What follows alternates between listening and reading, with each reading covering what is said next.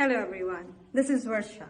If you're really looking to build, develop and grow your vocabulary, then this lesson is for you.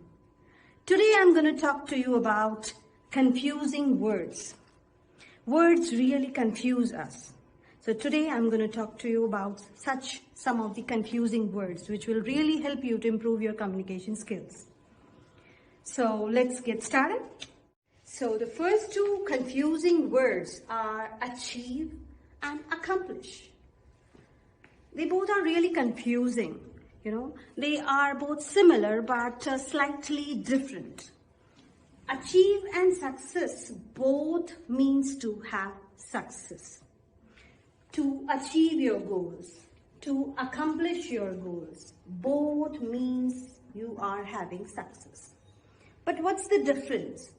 The difference is that to achieve your goals, which means you are putting in your best efforts, you're putting in your time, you're putting in your energy, and then you are achieving your goals, right? But for example, right now you all are putting in your best efforts to achieve your communication skills. If we talk about accomplish, to accomplish your goals, here it gives me an idea that you have accomplished your goals already and now you're moving to the next one. To accomplish your goals, to finish something successfully. It means you've finished something, you've already accomplished your goal and you're moving on to the next one. It may be accomplishing your mission, right? So that's all. Now let's move to the next words. So here are another confusing words, borrow and lend. We generally make mistakes and we are confused using borrow and lend. The difference is very clear. We just need to remember that borrow means to take something and lend means to give something, right? For example, let me take a sentence, borrow. The students borrowed a pencil from me. Borrow from goes together, right? And if I talk about lend, the sentence would be, I lent a pencil to the student. Lent to, these two words goes together, right? So here comes the next two words, confusing words, convince and persuade. Both are similar, but the only difference is convince means to make someone firmly believe that something is true. Yes, here we make people believe in yourself, right? Persuade means to make someone do something through reasoning or arguments.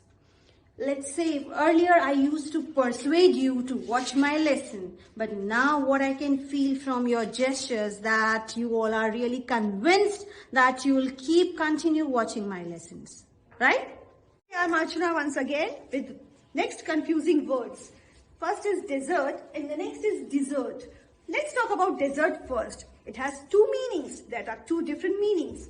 First is waterless empty area. It means a waterless empty area. For example, I crossed waterless area yesterday means I crossed desert yesterday. Next is to leave something or someone usually forever. Like she deserted him as he lost his job. Means she left him for usually forever. Next is dessert. What does it mean? Sweet at the end of any meal. For example, I like to have dessert. Do you like? Now the next confusing words are principle and principle. Both sound same, but there's a difference in the spelling. Let us know. Principal. What does it mean? Means the headmaster of a school. For example, the school principal is too learned person. Now, Principle. What does it mean? Rule, a law, or a guideline, or a fact. What does it mean? Means he is a man of his principle and he is too good at his work. Means he follows his own rule or his own guideline. Next two confusing words are advice and advise. Don't you think that pronunciation is same in both? Advise and advise. But the difference is of meaning. Like this advice, which has C in the spelling, means it is a noun, it acts as a noun, and it is an opinion or recommendation offered as a guide to action. Means he takes his advice sometimes. It acts as a noun, and this advice, which has S in the spelling, it acts as a verb. Like it is used to recommend or to give information to someone. Like I advised you to go to a particular doctor. I used to advise you to do this work. Now the next two confusing words are cereal and cereal. Both sound same, but the spellings are different. One starts with C, another starts with S. Spellings are also different. Let us take example of cereal. First, which starts with C.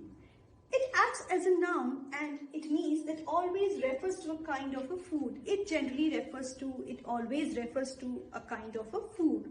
Like Tom is eating cereals. Tom likes to eat whole grain cereals.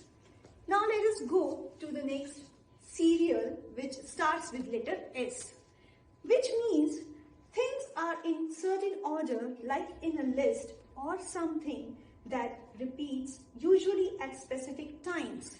You know, it acts as noun, but very often it acts as adjective.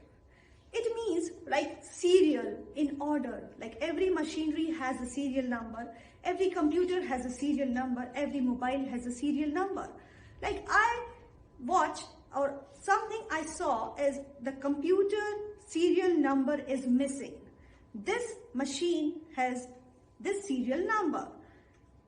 For example, we can say like I like to watch serial like CID. I am watching serial right now. I always watch these kinds of serials. Now, next two confusing words, between and among. When we talk about between and among, then between we will use in or into, the space which separate at least two places or people or objects. For example, the post office is between the bank and the shop. And another example is you can choose between the red or blue. The next one we will talk among. Among means in the middle of or surrounded by other things. As we are using for group or mass of at least 3. When we are talking about the groups, we are talking about groups and more than 2, then we will use among. An example for among is, among the 5 of us, nobody likes fish. And when we talk about between and among, it's very simple to use in the sentence. Between, when we are talking about 2 persons, 2 places, which separates, we will use between. And more than 2, we will use among. Next, two confusing words are beside and besides.